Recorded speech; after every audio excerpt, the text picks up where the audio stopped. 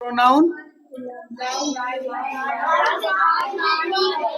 No, nouns are naming words, but pronoun is another definition.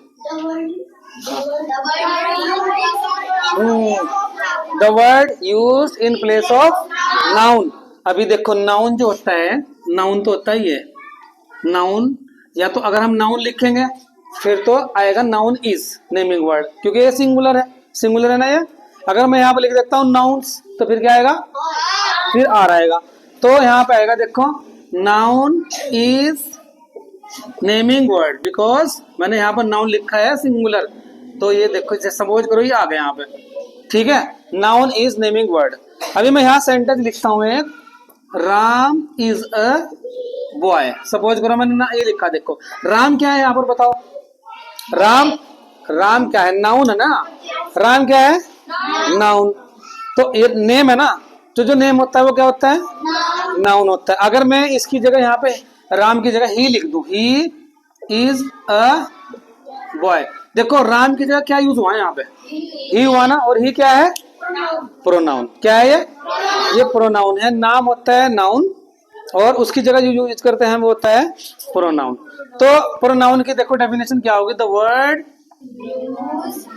Used in place of noun. याद रहेगा ये सबको। तो जो नाउन की जगह यूज होते हैं उनको बोलते हैं प्रोनाउन। ये कितना होता है देखो, और कौन कौन से होते हैं, हो सकते हैं I, we, you, they, he, she, it, ठीक है। ये नहीं बस इतने होते हैं, ठीक है।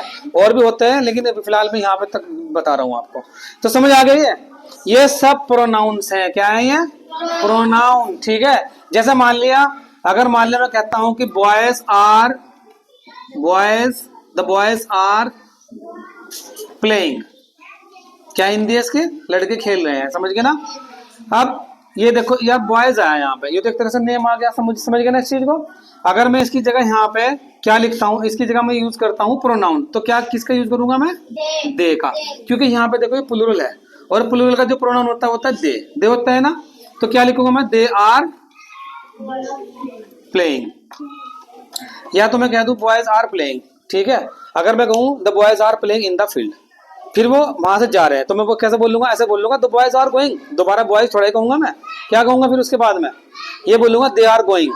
तो मैंने क्या करा, नाउन की जगह दे का यूज हुआ। तो ये याद रखना आपको, I, we, you, they, he, she, it, ये क्या है, सब प्रोनाउन।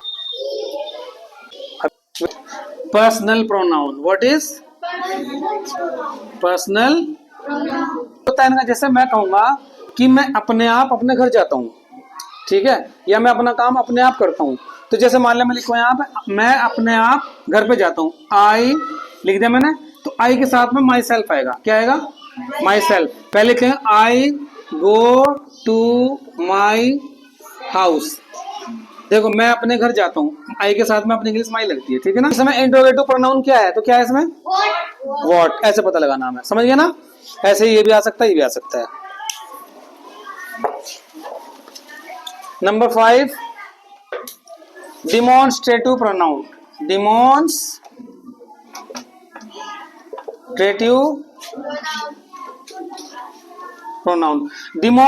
का मतलब होता है दिस, दैट, और दिस का जो प्लूरल होता है वो होता है दीज। क्या होता है, दीज। और दैट का प्लूरल क्या होता है, दोज।